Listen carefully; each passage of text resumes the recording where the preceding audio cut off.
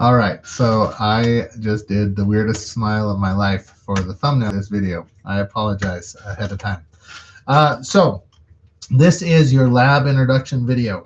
The labs in this class will be run differently than any other online class that I'm aware of, but I think you're going to find that it is a very user-friendly way and is very effective. So the lab manual required for this course, and I'm holding two different lab manuals here, is Essentials of Human Anatomy and Physiology.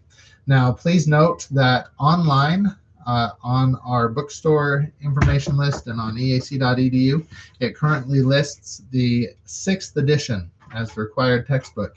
However, as that textbook has been discontinued by the publisher, the 7th edition will do just fine. But please note that either way, the changes between the two are so small that I really don't care which one you have. Either one will be just fine, and you're going to do a great job. So just as an introduction, what's going to happen is every week you're going to open up your lab manual. And so for week 1 this week, this lab is named The Language of Anatomy. And so you'll open it up and you'll start working through the different objectives and activities. Now, I want you to note that when you get to an activity, if you want to be successful, which again, that's my goal for you, is success, it's going to be the very best if you actually participate in each activity. So when it says demonstrating the anatomical position, stand and assume the anatomical position.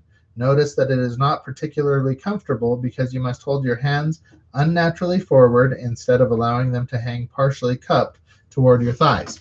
So at this point, you're going to read the description above that. You're going to stand up and you're going to spread your feet roughly shoulder width apart and stand in anatomical position.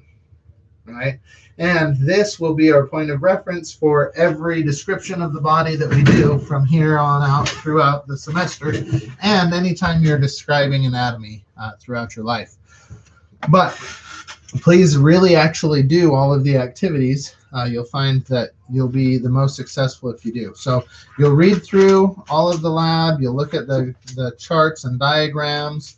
You'll probably want to take some notes on the vocabulary, completing each activity, and then you're going to come here to the review sheet. Now, the review sheet is in your lab manual, obviously, but this review sheet is what you're going to use to complete the lab online.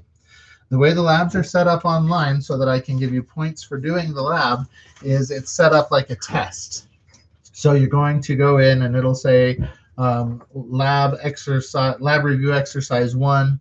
You'll click on it and it'll say do you agree to take the exam now? You click I agree to take the exam now.